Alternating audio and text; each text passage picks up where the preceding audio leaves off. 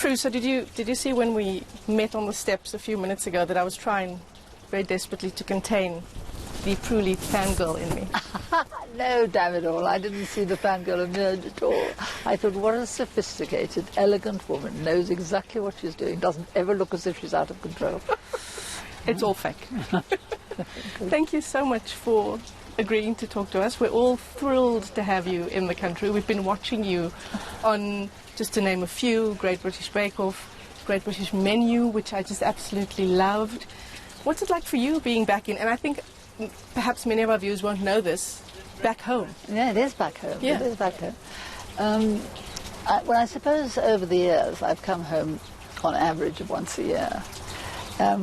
But I have lived out of South Africa now for 60 years. Yeah. For 60 years. God, I can't believe that, but it's true. But it is always wonderful. I mean, there's a sort of, you step off the plane at the airport or in Cape Town, and it just feels different. Yeah. Mind you, I nearly always try and come in the summer, so you know, if you've left freezing, windy, cold, grey, miserable England, and you arrive in Cape Town and the sun is shining and the mountain is there, and which is what I did this time. Yeah. Heaven. I mean, just look at the bio that I have on you. So it's cook, restaurateur, food journalist, novelist, businesswoman, TV personality, and on and on and on. When you sit here and think back on all of this, does it feel like this mountain of accomplishments that you have? No, it doesn't, because I mean, the truth is, you're very young. I mean, so it looks to you like a hell of a lot of stuff.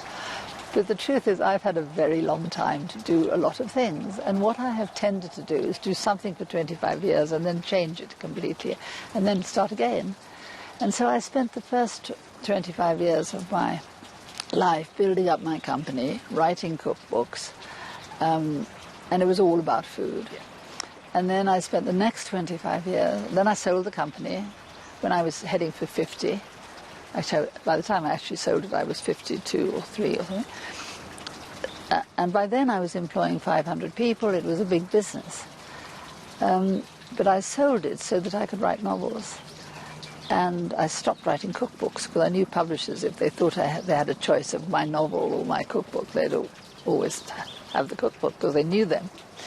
So I wrote novels, and I wrote 8 of them and a biography. But that was over a period of 20-something years. And then I started doing a lot of charity stuff and non-executive director stuff. So I sat on all sorts of posh boards. And it always sort of pleased me because it sounds very egotistical, but the truth is I was very often the youngest member of the board, and I was very often the only woman, almost always the only woman. And people used to say to me, "You're on a Banks board, on the Halifax board, or you're on the board of British Rail. What do you know about railways or engineering or whatever?" And of course the answer is nothing. And mostly I was there because they needed a woman on the board. And I never minded that was definitely a sort of patronising, sexist, trying to meet a target decision. I never minded as long as they let me do the job once I was there. Yeah. But it always gave me a bit of a thrill to say, well, why shouldn't a cook be on the board of British Rail? Yeah. Why shouldn't a cook be on the board of Woolworths or Whitbread? And the thing is, you're Segue. a businesswoman. Yeah, I'm a businesswoman. Yeah. Exactly. I love business. And that's why I can't stop, you see. I mean, I've now got, as you know, these are the Prue Leith I love them. Prue Leith specs and Prue Leith necklaces, because you know, I can't resist an opportunity, and since I've got this newfound high profile because of Bake Off and the Great British Menu, and I've done much more television in the last few years, people keep asking me, where do you get your necklaces, where do you get your specs? So I thought, oh, there's an opportunity here. So one of the reasons I'm here this time, I mean, I always come because I want to see the Prue Leith Chefs Academy, which we started 25 years ago. And so I always come to see that and see how they're all getting on. And I'm glad to say is brilliantly. But also I thought, well, I'll launch my spectacles in South Africa when I'm there. And I also merrily thought I'd launch my necklaces, but I couldn't find a distributor who was interested in them. So as yet, you're not going to get the necklaces. As yet. So I want to talk to you about this newly found high profile, as you describe it.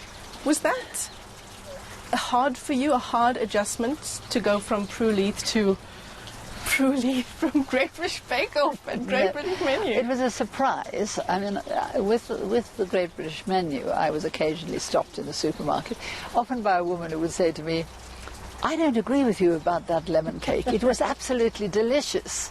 Mind you, she never tasted it. Exactly, and I think, how do you know? You didn't taste it. But they really felt so passionately about it. But now it is true that I am stopped a lot. But I just love it. I mean, I am such an egotist, and I love the attention. You know? I mean, I like talking to you. I like the camera being on me. I'm an